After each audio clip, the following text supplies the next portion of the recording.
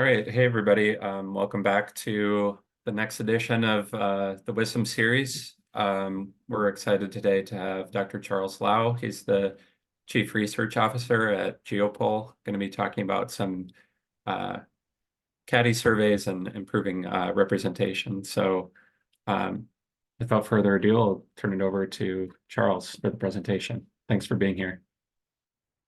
Thanks, Luke. And I wanted to acknowledge my co-author, Brian Kiprop, who's joining us from Nairobi at 8 o'clock his time. So Brian, thanks for joining. And happy to be here and present on these two pieces of research. So for those of you who don't know, GeoPoll is a small business that is based in the US, but most of our staff are based in Africa, especially Nairobi. And we conduct surveys and research for most of our work is in international development. We have we work at all modes. GeoPoll kind of started out as an SMS shop in like around 2010 and shifted to CATI and is now doing CAPI surveys as well too. We work globally and but our strongest presence is in Africa. So without further ado, this is the talk. So I think I gathered from Luke that these sessions usually go 30 minutes of presentation and then kind of time for discussion. If anyone has any questions, please feel free to interject or send a chat. I think I'll be able to see your chats. Don't be shy. I'm happy to answer any clarifying questions along the way too. And Luke, if you see any, don't hesitate to interrupt too. So that's fine. Right. So, okay, so first I wanted to start with our call center staff. So a lot of this work is about analyzing paired data, about call outcomes and everything. And I always like to foreground the role of humans in this. These are not just numbers in a spreadsheet. These are people placing calls all day and all night sometimes, or in the evening. So I wanted to foreground the human element, and I'll talk about that during the presentation too. So I'm going to give you a twofer today because we have an hour. So it's a long time to just talk about one paper. So I'm going to give you I'm going to talk about two pieces of research. So they're kind of motivated by, this idea that CATI, in the last 10 years has really taken off in low and middle income countries for reasons a lot of us are familiar with. It's fast, it's cost effective. You can do a survey, get completes in all the states in Nigeria in, a week if you need to, read conflict areas. And as I'm sure this audience is well aware, the CATI surveys are not a silver bullet for all of our data collection challenges, right? They underrepresent, certain population groups, right? So there's coverage errors, people don't have phones, there's non-response errors due to non-contact and refusal challenges and such. So that research is really is out there, and what I'm trying to do and my research agenda is kind of move us to the next step, which is to ask what can we do about these errors and how can we improve them over time. I also, another piece is that there is pretty limited empirical evidence about how long CATI questionnaires can be, right? And also should be. So typically conversations around CATI questionnaires, length are driven by, intuition, anecdotal experience. You should never go above 15 minutes. You should never, 25 minutes, that's the right length for a CATI survey. But the research literature on this is pretty underdeveloped. So I'm hoping to contribute to some of that too. All right, so there's two pieces of research here. So first is calling protocols, okay? So how do basic calling protocols, right? Like when we call, day and time, how many attempts do we make, interviewer level, variance, vendors, how does this affect representation of some of these groups that we are worried about underrepresenting? And then the second piece of research is breakoff, right? So breakoff is when people start a survey, they agree to participate, but then they don't finish. How how does Breakoff contribute to representation? Why does it happen? Where does it happen? And what can we do about it? So that's just the highlights for the what we'll talk about today. So let me go through the first paper on calling protocols. Okay. So like I said, there's lots of literature about coverage and non-response errors. We know that CATI surveys don't approximate a good CAPI survey design. A lot of things are beyond our control, right? So we can't really like reduce errors. Yeah, weighting can help a bit. There's some approaches about weighting in the literature, but it's also not a silver bullet, right? We can also, a lot of surveys will use demographic targeting. So like we'll say, we want to have a certain number of, people in these groups. And once you fill up the other groups, you kind of screen people out using that approach. So that helps, but it's inefficient and all that, right? So what is in our control, right? And calling protocols is like one thing that's definitely in our control, right? It's not going to fix all of our problems, but the question is like, what can they do? So essentially, so the research goals really here are to figure out how calling protocols can improve representation of these kind of, I call them like harder to reach groups. This varies by country, of course, and some are harder, quote unquote, harder to reach than others in CATI here. So, but these are the groups we're typically concerned about. So calling protocols, time of day of week, time times day, number of attempts, looking at different interviewers, and then a lot of our projects use multiple survey vendors in each country, so we can look at vendor variance, or in the jargon in the literature, it's house effects. These are all things we look at in this research. So research questions, how does calling it at different days and times affect, whether we reach, these, whether we're able to complete interviews with women, lower education groups, minors, so age 15 to 17, older people, so 50 to 69, as well as rural people. And second is, if we just call people more, right? So instead of doing 2 contact attempts for each phone number, if we call people 5 times, how does that affect the representation of hard to reach groups? Do we get more really lower educated people if we call each number more times? Third is, how does interviewer gender affect, the probability of getting some of these interviews? And also, does that vary by respondent characteristic too? And then, of course, how does this vary by country and survey as well too? So those are the research questions. So here are the data that we're analyzing. So these are data we collected for a client. There are actually 6 cross-sectional CATI surveys, okay? These are all GenPop, general population CATI surveys from 15 to 69, okay? In Kenya and Nigeria. All right, so we did these in fall of 2023 using RDD, random digit dialing of phone numbers. And one note is that phone numbers aren't assigned geographically in either of these 2 countries, so it's really difficult. So we can't stratify our sample geographically. Unlike some of the folks on this call may be aware of, like in the US, for example, you can append phone number to a geographic database and then kind of merge ancillary information from the frame to be able to do non-response adjustments and things like that. So we're not able to do those here because we just generate our RDD sample and spread it around the country, basically. So the topics of these surveys, so these are called like loosely gender surveys. You may see that in my talk. So they're basically a lot of attitudinal questions, some behavioral too, but they're about norms about education, the gendered nature of education, economics, employment, intra-household decision-making too. There's some questions on violence.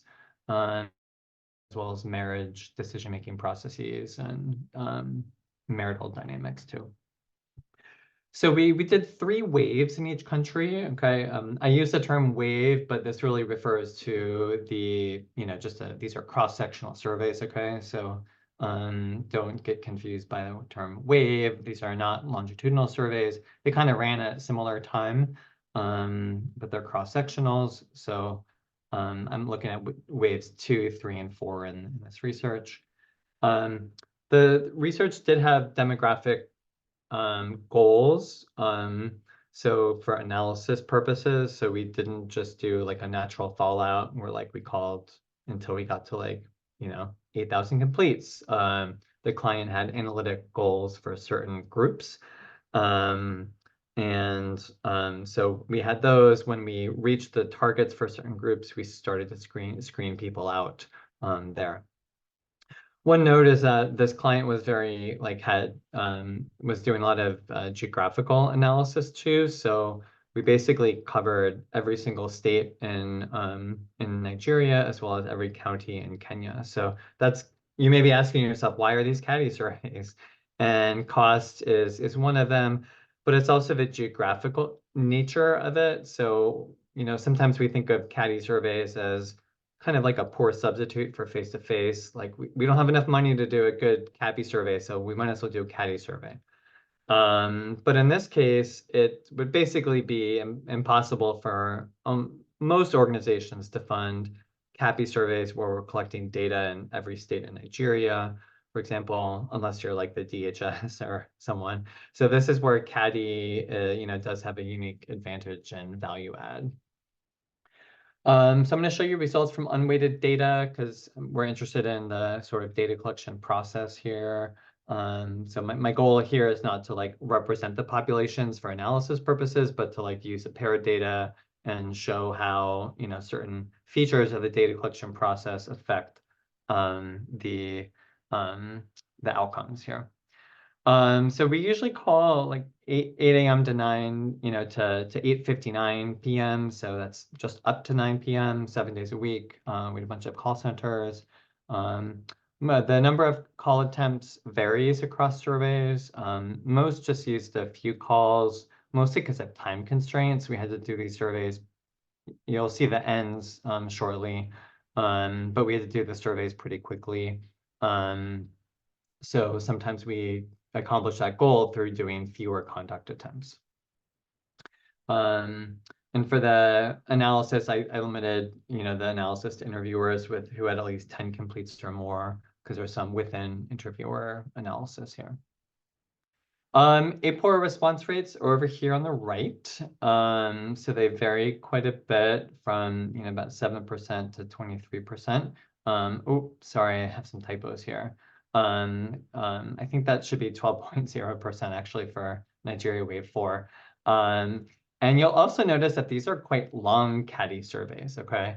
So one of the motivations for looking at Breakoff was to take these surveys because they're quite long, right? They exceed some, kind of rule of thumb guidance you might see on some like blogs out there, or some pieces of research. So, they're around 30 minutes on average, and the standard deviation of 7 to 9. Right. Okay. So for the and just a preview, I'm using the same data sets for the calling protocols research as well as the Breakoff research. So the data setup is similar. So here's a little bit more about the data. So we have around 60,000 completes across the 6 waves. We dialed around, over 500,000 numbers and placed, over 1 million individual calls. So just to make sure we're getting the terminology right. So completes are people who do the whole survey. Numbers dialed is like unique phone numbers, and then calls refer to the number of unique contact attempts to each phone number. So these were done in the fall. We had, around 100 or so plus interviewers on each study. and some interviewers worked multiple surveys, and we had at least 2 vendors for each one. So here are some descriptives. So this is just showing you the hourly distribution of calls, right? So this is when we call people across the different countries and waves. And some of these graphs, the purple text is sort of telling you like how to read the chart. So over here on the right, it says, in Kenya Wave 4, of all the calls we placed, 10.5% of all calls placed were done in the 3 p.m. hour, right? You see sort of a distribution more in the middle of the day and some later in the day as well. So the distribution is pretty similar across countries and waves, and kind of follows normal workday for the call centers, and those are the hourly distributions. The daily distributions here are shown here. So again, this is for each survey is a kind of horizontal stacked bar, and then the different colors refer to the number of calls on different days. So in Nigeria Wave 4, 9.1% of all calls were done on Sundays. Okay, so there's a little variation. Wednesday's a bigger calling day than Sunday, for example, but we have some information on each call. The the calls are scheduled according to an algorithm in our data collection platform. So interviewers just push a button and the next call comes up. Those are automatically scheduled. So number of contact attempts. So you see here. So the dark blue refers. So this shows of all the calls we've made, how many were from each attempt number, right? So the first call refers to the first time we contacted a phone number. The second call is the second time we contacted a phone number. You'll see, for example, in Kenya Wave 3, we were really under the gun to get that done quickly. So the way most data collection shops work will be to reduce contact attempts, right? That's one lever you have to do that. So the number of attempts varies across surveys, and it's actually an interesting feature of these data is we can look at how, the ultimate response, the kind of quality of the data varies by contact attempt, by the number of attempts. Charles, there's one question in the chat. Oh, sure. If you use fixed lines, I think you said it's mobile only, right? Yeah, these are mobile only, Tim. Yeah. Yeah. Thanks, Brian. Cool. Okay, so here's what the sample composition looks like. Okay, now remember, for a lot of these results, I'm not going to show you. I'm kind of taking the data for the screened out people and kind of putting it to the side. Okay, so this is just the final sample with the targets. Okay, so it's a roughly even split by gender. You see the percentages for age, education, rural. So 10% of the Kenya Wave 2 sample was 50 plus, okay? And just to emphasize that these are not including the people that we've screened out. If I showed you just a graph of like everyone that answered the phone, right? The female numbers would be lower, right? Because men are more likely to respond to these surveys. The age and the ages would also be lower, as well as rural and low education.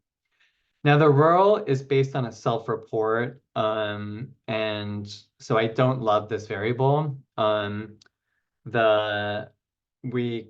know that people over-report actually living in an urban area.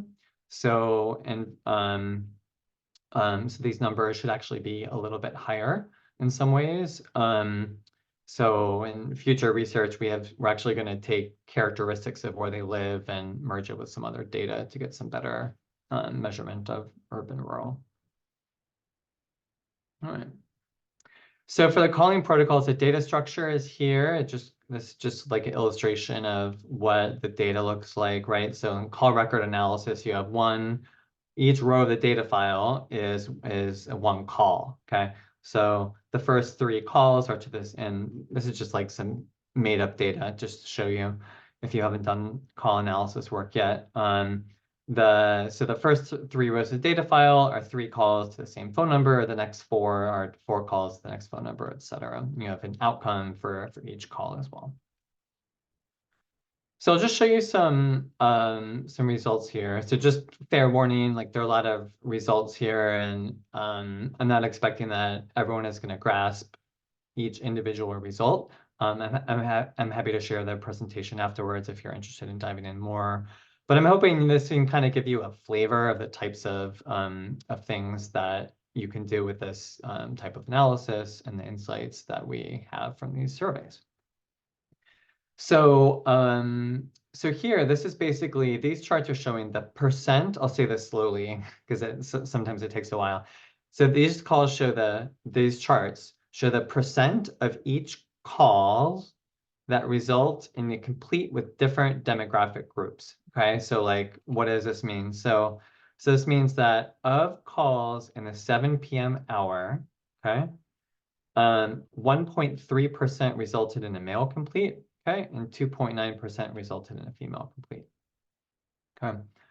What we want to look at here is less about like the differences between like genders and more about the shape of the curve here, okay? That's kind of like a conceptual way to understand this. So, and this, the curve seems like fairly, it goes up a little bit throughout the day, then goes down a little bit, and especially in the evening, but that's for both genders, right? So there's not an obvious story to tell here about how the shape of the sort of effective time of day varies by gender. Same, so here with education, you'll see the orange bars are the completes with people with no education, and the blue is it completes with some education. And this is sort of the same story here, where it goes, the kind of time of day sort of curve goes up a little bit and then goes down for some education. But it's actually quite flat for the no education, right? It just hovers around like for every, 100 calls you make, you get around 1 complete with someone with no education, right? It doesn't vary a lot by the education level, but for people with no education. So I'm going to skip past some of these just in the interest of time, and I don't want to assault you with too many bar charts. Happy to talk about some more of these later. In terms of day, again, what I'd encourage you to focus on is the sort of does the pattern of days differ between like getting a complete with a male or getting a complete with a female? And there's not a lot going on here, and I'll kind of breeze through some of these too.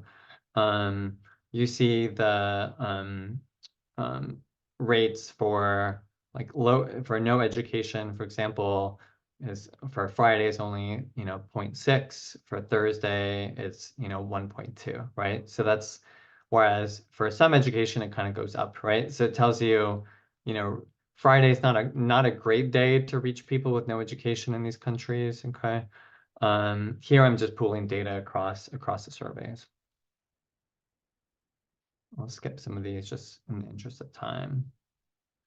Then you can do some fun stuff like look at, day times time, and this is the complete rates for 15 to 17-year-olds. Okay, so these are a hard group to get, and perhaps unsurprisingly, 15 to 17-year-olds, like if you call on Friday at 7 p.m., like not a great time to get them. It's better on the weekends. You don't see too much variation across throughout the day. a number of these surveys were conducted when school was out as well. And Brian, you can correct me on the, Brian Kiprot, my colleague from GeoPoll, you can correct me on this, the school time leaving, but most of these were done in December. In Kenya, at least, a lot, most children were out of school. Then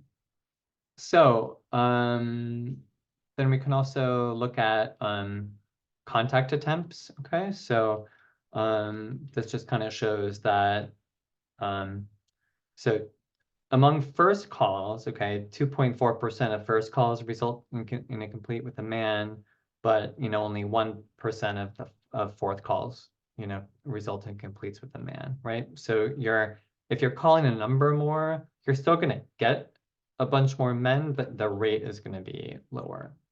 You see with women though, it remains pretty constant. Okay, so this would suggest that doing more contact attempts is an effective strategy to reach women.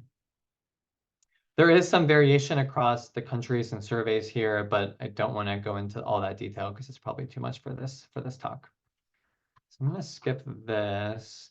So, like, what does this mean? So basically, we see some minor differences by day and time for some groups. For any given call, the chance of a complete is quite low, right? So, calling at different times may not be, it's not going to solve all of our problems. But the idea is that by adjusting the call times and hours, we're getting kind of incremental improvements in productivity. And the descriptives are there. A lot is confounded here, so I'll just show you some multivariate results kind of quickly. But I see some. Oh yeah. So thanks, Brian. Yeah. So data collection was during the holidays. So if we've done these surveys and other times looked at these data for 15 to 17-year-olds during non-holiday times, most of the early mornings for the weekdays would be red, right? They'd be quite low.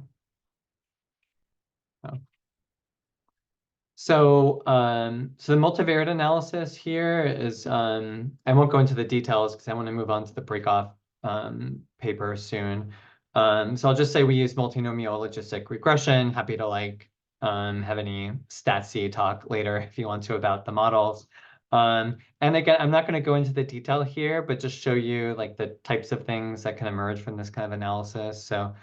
So here we're really looking at, so these are odds ratios, right? And 95% confidence intervals that showing, predicting completes, right? For different groups, right? So there are three outcomes. One is, you place a call, three things can happen. You can get no complete, you can get a complete with someone with some education, or complete with someone with no education. So the reference, it's a multinomial, so the reference category here is no complete. So here you just kind of want to look at the shape of the curve, is the sort of effect of time of day, does it differ between people with some education and no education, okay? And you do see that here, right? So if you look at the Friday coefficient or the odds ratio for no education is below 1, right? It's significant and below 1. It's not a great time to reach people with no education. So that's one kind of insight from this analysis. You also see that calling numbers multiple times is the odds ratio is above 1 and quite significant and different from the sum education. So calling people more times helps to reach people with no education, and this is for Nigeria as well. So I'm going to skip some of these. Happy to come back to these. Here's a model for gender. We can come back to if we have time. But that's sort of the multivariate analysis, how it's set up. So just for this piece of research, so call record data are quite useful. The impact of all this stuff is small. Each individual thing is small, but it can potentially add up. And what we want to do now is kind of look at this, claim empirically and use some responsive designs to figure out where the best calling time, day, number of attempts is, and then have an algorithm do its thing and optimize for any particular survey. So there's some next steps here, just like doing more detail, looking at different stages of the response process, looking at differences across country, and then to look at some interviewers as well. All right, so that was the calling protocols. The breakoff is a lot shorter, and so I'll kind of go through that relatively quickly.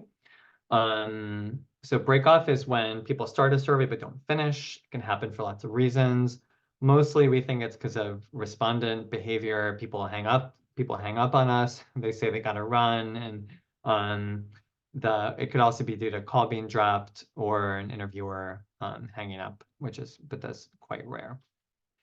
So why do we care about breakoff? So we care for 4 reasons. Okay, I'll put them all up here. So one is production, right? These are cases like that we could finish that we don't. So when we leave those cases on the table, our production numbers go down. Okay, that's just like the most basic level. Second is representation, right? So if people who break off are different from people who don't break off, then that can, bias our survey estimates and contribute to challenges representing the population.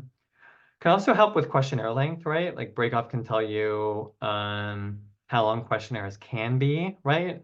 So if breakoff rates are low for a 30-minute questionnaire, then that's evidence like, hey, we can do a 30-minute questionnaire. Now, it doesn't say anything about the quality of the data, right? But it just says like we can do them.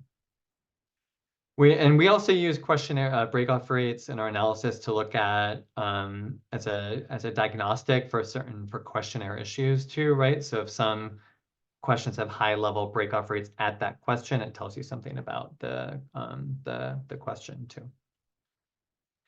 So here we look at how does breakoff contribute to non-response and challenges with representation. Second is about where does breakoff occur and what does this tell us about questionnaires and questions. And then we have some questions about like how the factors under our control with this data collection process, how do they affect breakoff? And importantly, what can we do about it? All right, so we look at these. I've kind of mentioned this before, like why do we look at these data? These are good data for breakoff because they're big. We can look at differences across countries.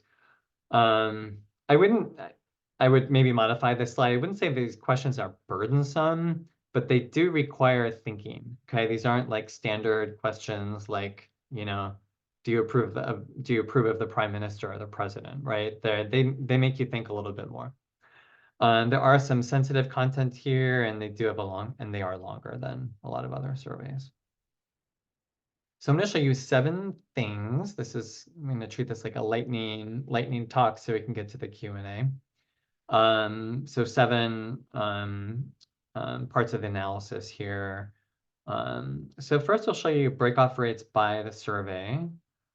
If we had more time, I would hide this slide and ask everyone to put what your guess for the breakoff rate is in the chat, but didn't have time for that today. But I'll do this in my next talk I give on this. That could be fun. So the breakoff rates are low. They range from 1.5 to 9.5%. So that's among people who agree to participate in the survey, right? So they do the consent. How many of them finish the survey? Okay, that's the definition of breakoff. There is variation across the surveys. It's lower in Nigeria than Kenya, and there's some variation across waves. I think you can see like Kenya wave 3 that was one that we did really fast and because of time constraints. And I remember we did some extra training to make sure that we had lower breakoff rates there on the production side. Second is where do people break off? And so here I'm just showing you the absolute numbers here. So these are just n's, right? Like number of respondents. In the red, so I'm showing you data from Kenya wave 2, Nigeria wave 2, Kenya wave 3, Nigeria wave 3, okay? So the red bar at the end refers to the total number of breakoffs in the survey, okay? So like Kenya gender wave 2, the red bar is like 800 something. So 800 some people, let's say 810 people, broke off this survey in Kenya wave 2, okay? Now, of those breakoffs, we see kind of how it builds. The first 11 questions in the questionnaire are shown here, okay? So like age, so age is a dark blue, or 100, a little more than 100 broke off. By the gender question, which is the second one, about 150 broke off. By ADM1 is like geographic location. So you kind of see where it goes. So what I want to stress here is that among all the breakoffs, okay, the vast majority of breakoff happens within the first 11 questions, okay? So you can see in Kenya wave 2, 63% of breakoff that will ever happen in that survey happens by the time they finish the assets question, okay, which is the 11th question in the survey. All right. So this is not a matter of people, break off is not due to people kind of getting fatigued, like at the end of the survey and saying like, oh, I gotta go. This is too long. We're at 20, minute 22. That's not what's going on here. It's that people are breaking off the survey early on in the early questions. So this kind of like shape of like the breakoff curve, so to speak, is pretty similar to like web surveys you see, right? Like if you finish the first 10 questions in a web survey, you're likely to finish, and it's pretty similar for CATI surveys as well, and also for some SMS work we've done as well. All right. So we can also look at like where, like for these 11 questions that we're concerned about, what are the question level breakoff rates? Okay, so question level breakoff rate is like among people who were asked a question, how many broke off at that question? Okay. So you see here, this I just took two kind of surveys, just a sample of the two surveys, and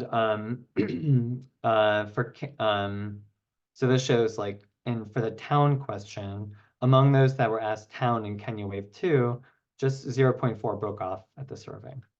Our rule of thumb for a high breakoff rate on the question level is like 1%.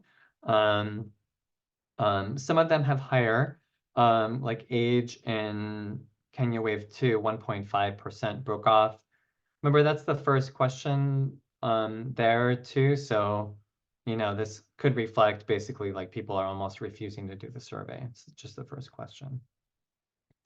I was actually surprised by these breakoff rates. I was expecting higher breakoff rates for more potentially intrusive or complicated questions. Like we ask about the nearest school to the participant, like the name of the school for geomapping, and those rates are quite low. So now let's look at interviewer gender. Okay, so this just shows breakoff rate by gender of the interviewer, but also gender of respondent, right? So the blue bar is the breakoff rate if you have a female interviewer, female respondent. Light blue is female respondent, female interviewer, male respondent, and kind of so on. You see these rates they kind of bounce around, right? It really varies. There is no consistent story where like, male respondents who are paired with a female interviewer have really high breakoff rates. Like we don't see that here. My hypothesis is like this is more of an individual interviewer kind of effect, and we'd have to do some multivariate work to untangle that. So that raises a question of like breakoff rates by interviewer. Okay, so check out these breakoff rates. Okay, so this is Kenya wave 2. This is a breakoff rate for each individual interviewer, okay? So you see that So this shows like among all of their cases, how many, who consented, how many ended up breaking off. So among everyone who consented, so 15 interviewers had breakoff rates above 20%. Okay. So this is an issue, and this is like a quality metric in our system that we use to train interviewers. And so these 15 interviewers were intervened with. Breakoff rates are a nice metric for a lot of reasons, but they're also just another reason to care about them is a metric for to signal issues with interviewers. Because the signal is not just breakoff rates, but other challenges, interviewer competence, linguistic issues, etc. So breakoff rates by time of day. We thought, well, is there like a hot time where people like hang up on us a lot? And the answer is no. It really bounces around. This is for Nigeria wave 2, but it was non-significant in all the analysis, in all the surveys. So I'm closing up now. I know I'm going a little over. So how does breakoff affect representation, right? So we're worried that if we know that like women, low education, rural, and older people are underrepresented from CATI surveys, right? So if those groups break off at higher rates than their counterparts, then that's cause for concern. The good news is that for most surveys, there's not a strong association between age, for example, and breakoff. Okay, so this is again as a conditional on answering the age question, because that's how we know how old they are. What are the breakoff rates? And you see it's a real mixed bag, right? Kenya wave 4 and Nigeria wave 3 are not good. Okay, so you see higher breakoff rates among older people, and those are the people that we're concerned about because most CATI surveys will underrepresent them. Okay, so for those two surveys, the age probably does contribute to some challenges with representation. Education is also an issue. Okay, but this is more consistent, right? So we see higher breakoff rates among less educated respondents in 4 out of the 6 surveys. Okay, and we worry about this because they're underrepresented in CATI surveys. So for example, for Kenya wave 4, the breakoff rate for people with the primary school or less is 5.9 compared to 5.1 for respondents with more education. All right. Now it's a small difference. Okay, we're not talking huge here, but it's something notable. And we don't see breakoff for other characteristics, but we also have a lot less power for those. So summary, the news is generally good. Breakoff rates are low in most surveys. If you get people to agree to do one of these surveys, okay, then they're very likely to finish them, okay? Now, this probably has some selection effects here, right? Like the types of people who choose to do surveys, like they're different than the rest, right? Response rates are like 10% or so. So these are, selective group of people who have opted in, okay, of course. We see huge variation in breakoff by interviewers, and this is where we've intervened a lot. It's a good QC metric for us. We don't have strong evidence that breakoff really contributes to challenges with representation. So, and some next steps, happy to talk about those, and that is the talk for today. So happy to move to any questions. Okay, thanks so much for that. That's really interesting findings and things we've been thinking about at LAPOP, and I'm sure other people who do CATI surveys are always thinking about these issues as well. So if anybody has questions, feel free to raise your hand and you can ask the question live or put it in the chat. We got about 15 minutes. Uh, yeah, Carrie Deshek. Hi, y'all, and thanks so much, Charles. This is Carrie Jeschek, currently at ICF. And I'm curious about how you noted specifically from the beginning to highlight that we're talking cross-sectional here, not longitudinal, despite the fact that you're noting waves. And I'm curious to know more about how you, looking at all of this rich data, interpreted across the different waves and why that was important to you to see, and why it was important to not just pull country data, for example, together and talk to us about it here today. Yeah, it's a great question. And hey, Carrie, hope you're well. Yeah, so here, the reason why we care about these things is one is really for intervention. Okay. You'll see that a lot of the patterns really do differ across the surveys, right? And some, like this is an example, like in Kenya, there are different associations here, right? So, I mean, just from an analysis perspective, it's like a good, practice, I would say, to just check, to see if things are different. Because if I combine them, it would mask all the variation, and I would just say, like in Kenya, there's no association, right? But the real reason why, like, I personally care about this, and we do at GeoPoll, is that the difference, each wave has a different mix of vendors and a different mix of interviewers, okay?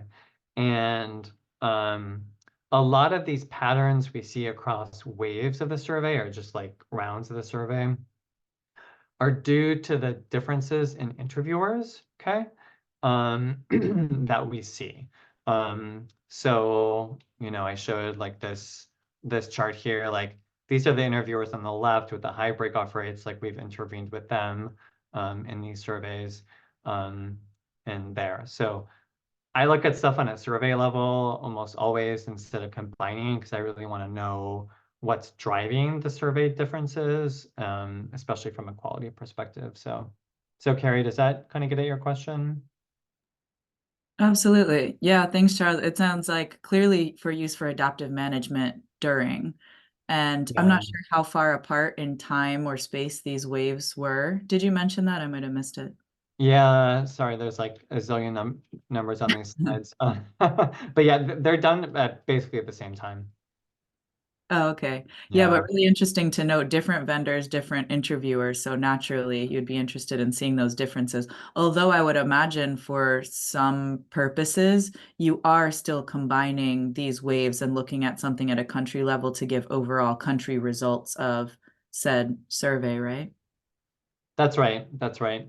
And I'd also note that some of the interviewers, well, a number of the interviewers work multiple waves too, as well. So so we do have that nesting, and something that Brian and I were talking about was looking at the impact of like having worked on more than one wave of this study to as another kind of interviewer level characteristic. And I think part of um, one place we want to go here is do more like multi-level modeling, so we can like look at interviewer variance and like be able to like calculate like and identify and then explain the variance we see on the interviewer level, because that's really what I care about. Like there are a lot of statistics here about like calls and everything, right? And outcomes, but what I care most about is the interviewer level characteristics, because that's an area that I have control over and I can intervene on more. Thanks a lot. I have another quick question, but I'm going to go to the back of the line and give everyone else a chance. Okay. Yeah, we have a question in the chat from Tim Van Blarcom.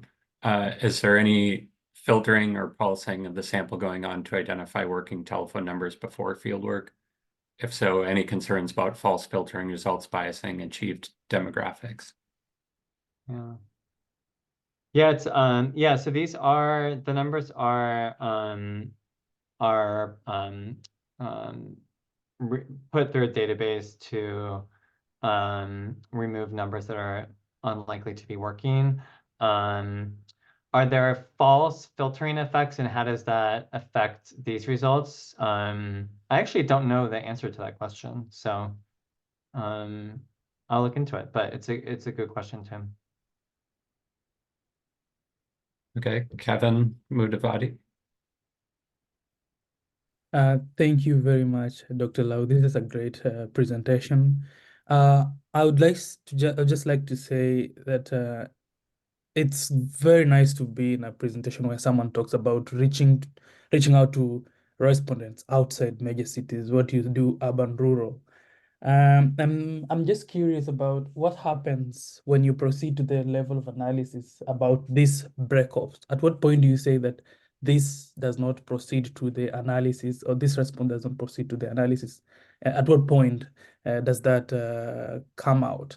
And then I would just like you to speak out on how you whether you have like an incentive at the end of participation, whether this would play a role in reducing the number of breakoffs. Just those two things. Thank you. Yeah. Thanks, Kevin.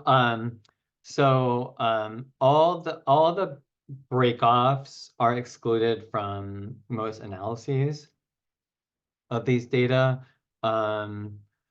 mostly because most breakoffs happen early in the survey. So, if you've only answered, if you answer like these up to the assets question and you break off, you don't really have that much analytic value for the analysis, right? And then it introduces, it just like makes it kind of messy because some people answer things and some questions and others don't. I mean, you do see that like here in Kenya Wave 2, like, yes, 300 people broke off after the assets question before the end of the survey. Those 300 people are almost always excluded from analysis. So that's another reason why we care about breakoff too, is to be able to look at that. Yeah, yeah. And in terms of incentive, if they have so everyone gets 50 cents US at the end of the survey in airtime credit for participation. So that's delivered within like a day or two of completing the survey. I think your question, Kevin, around incentive as one kind of intervention against breakoff is a good one though, because the breakoff rates in these surveys are quite low, but I've also worked, and I'm sure everyone else has worked on surveys that have higher breakoff rates, right? So it would be really nice to have to not just do studies where like we're measuring breakoff and looking at survey error, right? But like we actually want to see what can we do about it. So some things that we've explored internally are things like if we have some indication that a respondent is about to break off, can we incentivize through an airtime credit or some other factor for the respondent to actually continue to do the survey. So and that's something be curious about if anyone else has done research on that or experience on about how to prevent break off like as it's happening. That's something we're trying to look into ourselves. Thank you. Okay, thanks for the question, Kevin. Carrie, did you want to do your second question? Well, I don't mind if I do. Thank you, Luke. Charles, you had an earlier slide early on in the presentation about the number of calls per hour. I'd be curious to hear a little bit further reflections from your side on that. I'm probably less used to CATI than maybe a lot of people on this call, more used to CAPI and PAPI. But here, I'm imagining all that goes into this. It could be number of calls is greater, of course, because there are less responses to those calls, less successful contacts. It could be because staffing changes at different times of day. For example, what are some conclusions that this draws for you or stories that it tells you? Yeah. Yeah, so these are all just calls made independent of the outcome. So like, I mean, most of these calls like are unsuccessful. So in all, this is like 1 million calls basically on this slide. most of this is a workforce. It's a workforce thing, right? It's when people work. This is an example of like a high volume, rapid, high frequency data collection, right? We did like 60,000 completes in like just 2 or 3 months. So to do that, we have vendors call, and a lot of this time this is when their calling hours are. You see like 8 a.m., like not that many people are working at 8, and productivity is pretty low then too. I think the question, like in my mind at least, is really around like the 5 through, like 8:59 p.m. calling window, and to look at whether we can do more calls during that time. It is a workforce issue where like it's a lot easier to get interviewers to work at 3 p.m. than 7 p.m. So that's something to explore. So am I getting your question, Carrie? Yeah, thanks. Oh.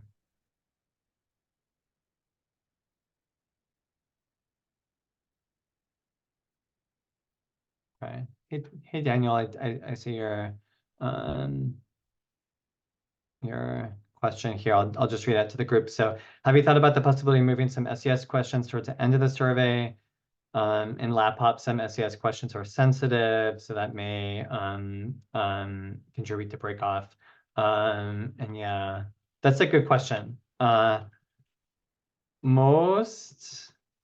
don't have a great response in the sense of like, we haven't done this analysis yet or this experiment, but I would love to know whether asking people around about some of these SES questions earlier might contribute to breakoff. So that'd be good questionnaire design experiment. On the design, one other note is that we did randomize the different modules, like the substantive modules for this. So one thing we're going to look at in the next version of this research is to see how topic affects breakoff rates, independent of the kind of order in the questionnaire. So we have this nice like randomization feature, so that can help too. But Danielle, thanks for your question. I'll try it out on the next survey. So thanks.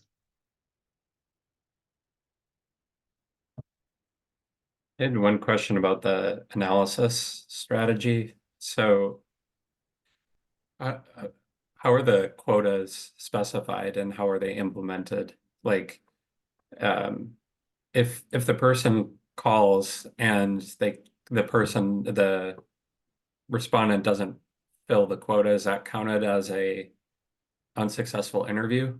Because that might complicate the analysis a little bit, because if at the end of the day or on weekends, you're probably searching for a specific type of person to fill a quota. So naturally, those are going to be harder to achieve a successful interview. Yeah. Yeah, the quota is like complicated, this whole analysis. For these results, I've just they're not counted as unsuccessful. I just have like excluded them from the analysis just to like get rid of them. I don't know. Do you think that's the right thing to do? That's what I thought Yeah. at first, but I guess I would have to think more carefully about Yeah. how that affects things. Okay. Well, Luke, I'm gonna follow up with you later then. So thanks. Yeah.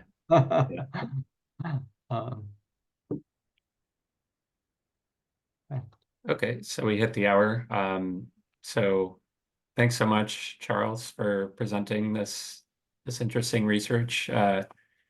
Appreciate it, and hope excited to see the next steps if this turns into a publication or whatever may come of it. So thanks everybody for coming, and we'll see you in a month at the next WISM. Well, thanks everyone. Thanks for coming. See you. Bye-bye. Bye-bye.